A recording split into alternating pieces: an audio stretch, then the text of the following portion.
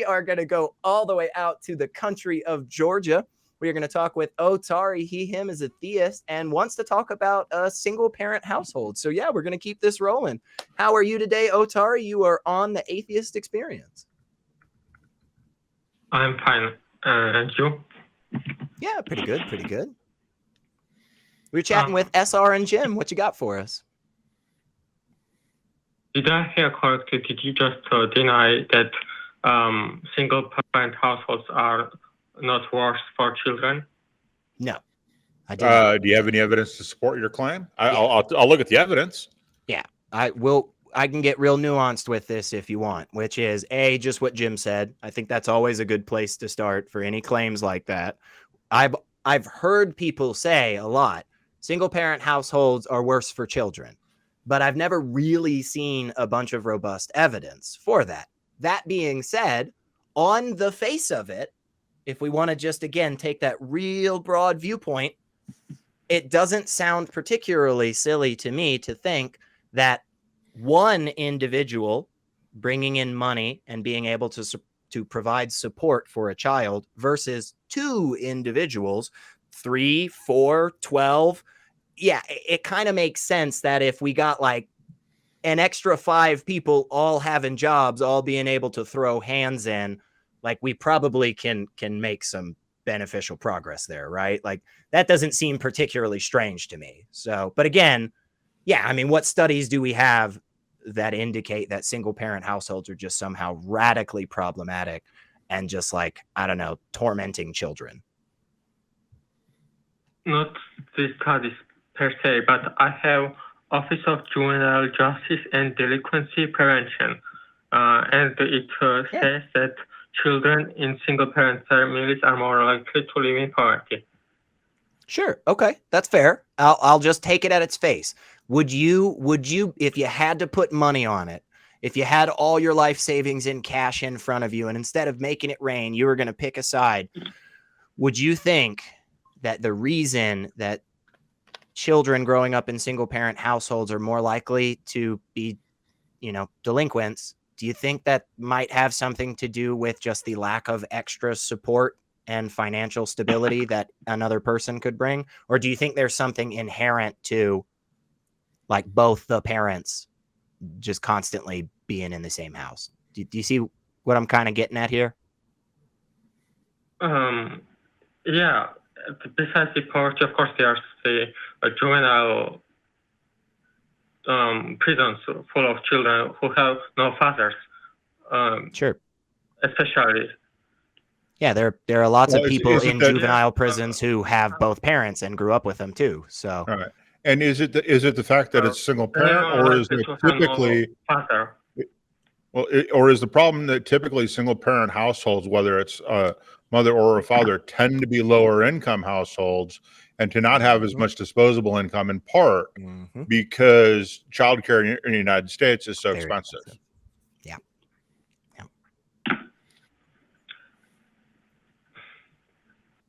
Because if you look at what it takes to be a good parent, it all boils down to, do you have disposable income to be able to do things with your child, to be able to provide more than a meal for your child, to be able to be there for your child when they need to be there? Or are you working 2, 3, 4 jobs just to pay the rent and put food on the table and pay the utility bills, right? Because these are all things that happen in single family homes. And this all leads to poverty. So which do you think it is? Because we see single parent homes that in high income that don't have this, that don't have many of the same issues, right? So what do you think the real problem is? The fact that they divorced. If they didn't divorce, then they would not be more likely to be poor. That doesn't address a single thing that I said about poverty, right? Because you could have 2 parents in the household and still have the kids be in poverty and have both parents working 2 jobs apiece. Single parents. Yeah, sure. Right. Again, like Otari, this isn't radical here. Like the stuff that you're bringing to us is like, hey, if you don't have blue socks in your drawer, the likelihood of you picking blue socks is like real low, bro.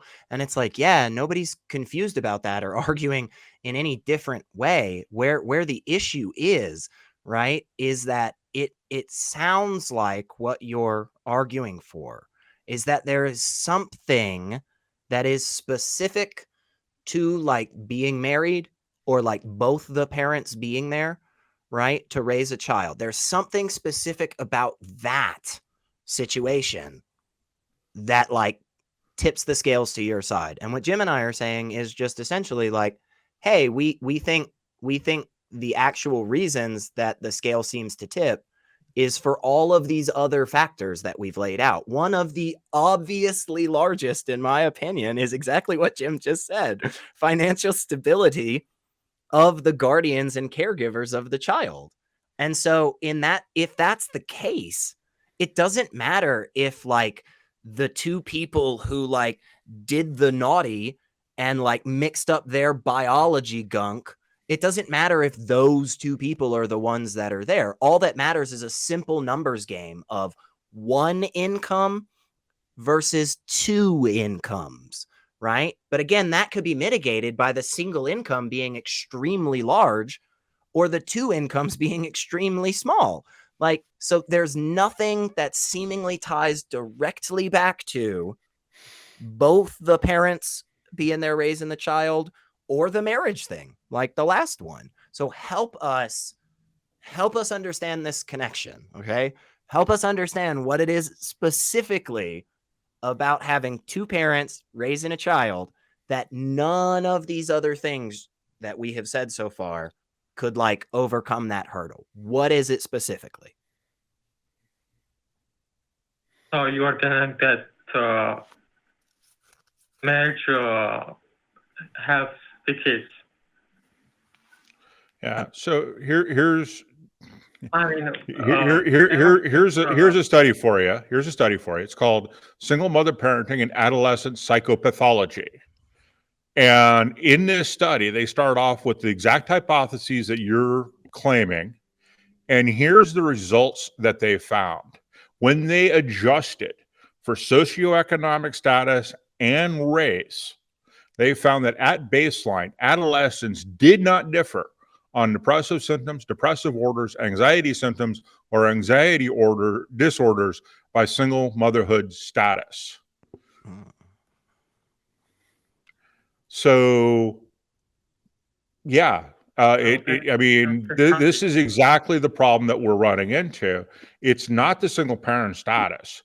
It is the socioeconomic and race status of the parents, which we're going to find even in two-parent households. So what is the real problem here? Is it divorce and single parent, or is it socioeconomic status? All right. Even if you want to not ascribe the cause to the marriage, the fact is that when they are single, effects of it is bad, according to statistics. And right, and is the source that you're quoting, is that adjusting for socioeconomic status of the parent as well as their race? Right. Because if it's not doing those two things, then the most likely cause of what you're saying is actually not single parent, but socioeconomic status. Right. Basically, where Jim and I are at in this conversation, Otari, is we're saying, okay, let's just take the bullet point you gave us. We'd like to move on to number 2 or 3 now, which would help truly clarify the situation in its entirety. So, did those studies take into account the socioeconomic status or race or you know, legal battles that individuals might have to face due to ethnicity or history and stuff? Did those studies take that into account, like Jim asked? And if not, do you feel like maybe if you took those things into account, it would change what the conclusions were?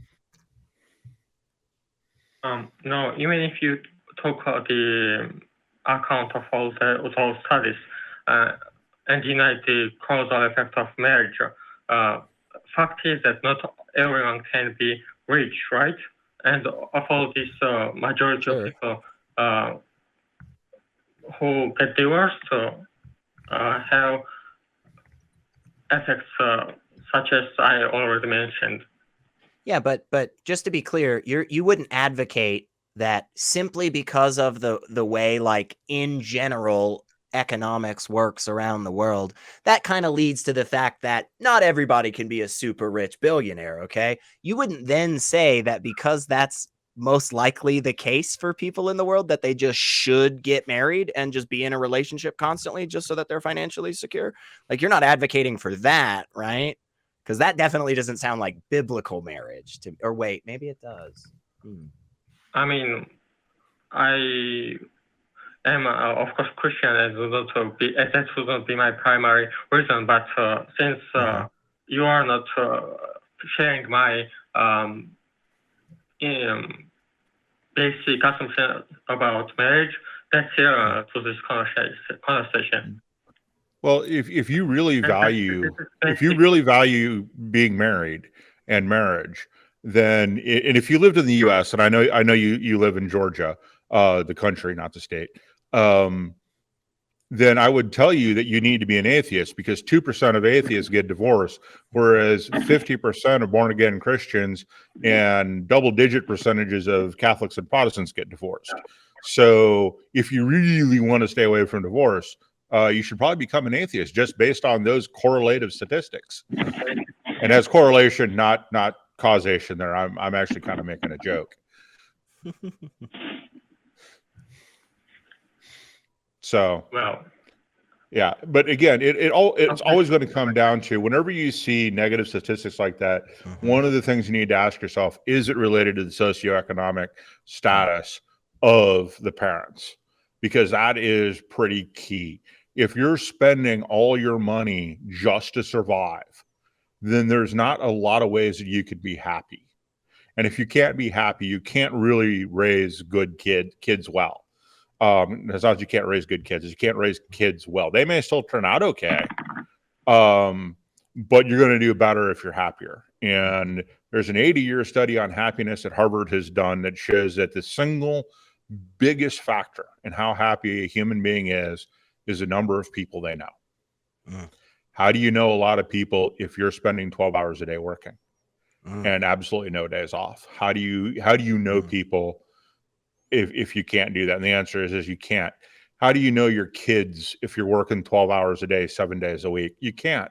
And if you don't know your kids, you can't really deal with those issues because of your socioeconomic status, because you're not making enough money to be able to afford time off.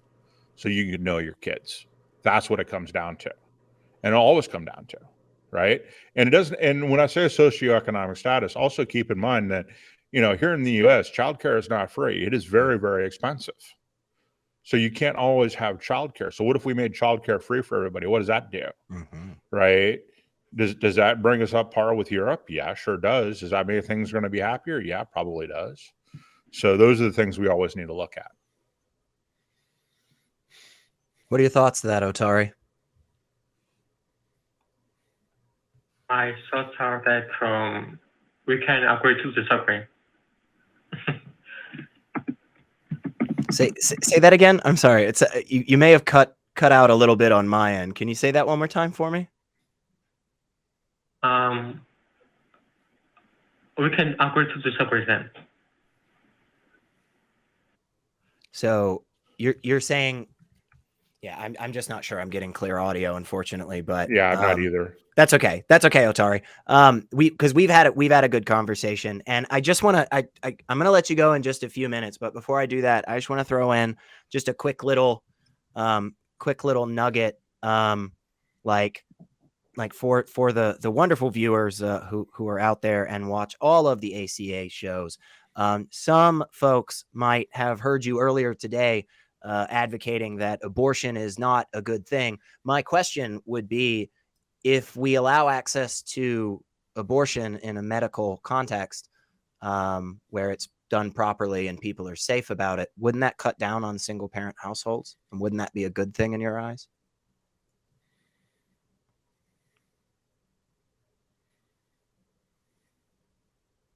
Otari, you still there, or just broken by that? That's okay. Yeah. No worries, brother. Take some time, think about it, and just give us a call back. I thought you had a fantastic chat with Jimmy and Richard earlier today. So I thought we had a good chat today too, although we disagree